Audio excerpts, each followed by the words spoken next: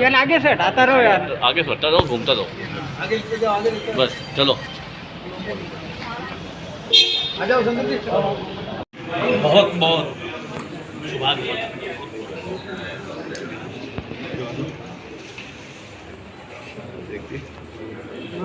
महामंत्री भी हैं, उप महापौर भी हैं।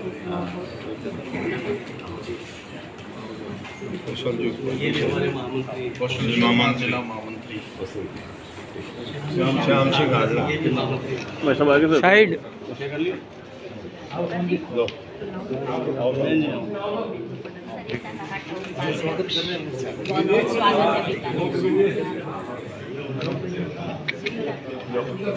अरे हाथ ना करो व्यास जी।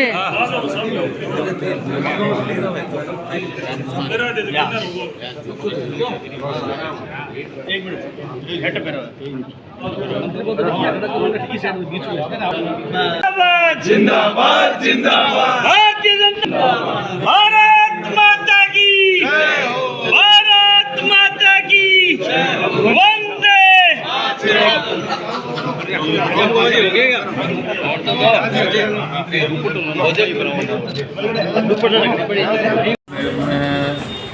एक तो दादाजी महाराज का मेला है शाम को, और उस मेले के कार्यक्रम में भी जाना है। और साथ ही साथ अभी 2 बजे हमारे पशुपालन विभाग और गौशाला संचालकों की बैठक भी रखी है, डेयरी वालों की बैठक रखी है।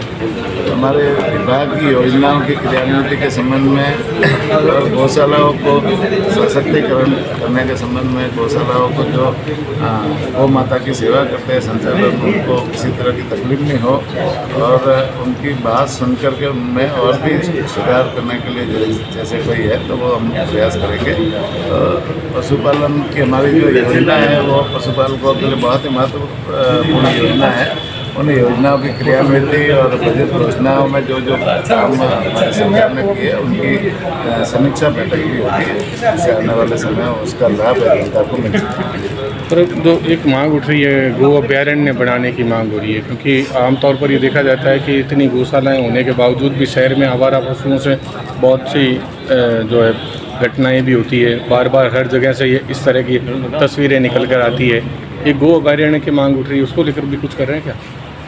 निश्चित रूप से जैसे गौशाला है, तो मैं तो इन गौशाला संचालकों को भी धन्यवाद देना चाहूँगा कि वो गौ माता की सेवा में आगे आकर के जैसे गौशालाओं का संचालन कर रहे हैं।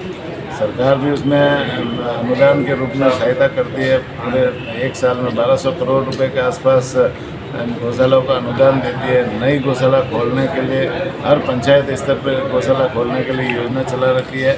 पंचायत समिति स्तर पर नंदीशाला खोलने की योजना चला रखी है। जिला स्तर पर नंदीशाला खोलने की योजना चला रखी है। पहले से जो गौशाला चल रही है उनके विकास के लिए भी हम अनुदान देते हैं। इस तरह से गौशालाओं को बढ़ावा देने के लिए हमारी सरकार की बहुत सारी योजना और उनका जैसे लाभ भी जनता को मिल रहा है। अनुदान भी हम 12 महीने का नंदीशालाओं को देते हैं, 9 महीने का गौशालाओं को देते हैं। लेकिन साथ ही साथ मैं आम लोगों से भी अपील करना चाहूँगा कि गाय हमारी माता है और गाय से हमें सब कुछ मिलता है। दूध मिलता है, दही मिलता है, घी मिलता है, छाछ मिलती है। गाय का गोबर भी किसानों के उपयोग में आता है। गोबर से आजकल बहुत सारे प्रोडक्ट बनना शुरू हो गए। गोबर से बायोगैस बनती है, गोबर गैस बनती है, जैविक खाद बनती है। गाय के गोबर से कागज बनता है, गत्ता बनता है, कलर पेंट बनता है। गाय के गोबर से आजकल मूर्तियाँ बनती है। गाय के गोबर से राख की चूड़ियों में गोबर मिलाया जाता है। तो बहुत सारी चीज़ें हैं गाय के गोबर से बनती है। गाय का गौमूत्र है वो भी गंगा जल के समान पवित्र माना गया है और उससे गोअर्क बनता है। गोअर्क से डायबिटीज, बीपी, चर्म रोग जैसी बहुत सारी बीमारियां ठीक होती है। तो गाय की सारी चीज़ें हमारे मनुष्य के जीवन में काम आती है, इसीलिए गाय को गौ माता माना है और उसमें 33 कोटि देवताओं का वास माना है। तो निश्चित रूप से हम गाय को बेसहारा नहीं छोड़े, गाय का संरक्षण और संवर्धन हम लोग करें। हर भारतीय का ये दायित्व है कि गौ माता की सेवा करे, गौ माता का संरक्षण करे। सरकार जितना कर रही है उतना कर रही है, लेकिन हर भारतीय की भी जिम्मेदारी है कि गौ माता जिन्होंने ये गौ माता को बेसहारा तो हो नहीं सकती ना, उनके कोई न कोई तो मालिक है, उन्होंने उसे बेसहारा छोड़ रखा है, रोड पे छोड़ रखा है, तो ये उनकी गलती है। उन लोगों को जैसे ना इस तरह से माता को है ना, जिसको हम माता मानते हैं उसको बेसहारा नहीं छोड़ना चाहिए। कहीं न कहीं उनका सेवा संरक्षण उनकी भी जिम्मेदारी बनती है। तो हम सब लोग मिलकर के इस गौ माता की सेवा कैसे करें, संरक्षण कैसे करें। गोचर डेवलपमेंट के लिए हमने बहुत सारी योजना सरकार ने चला रखी है।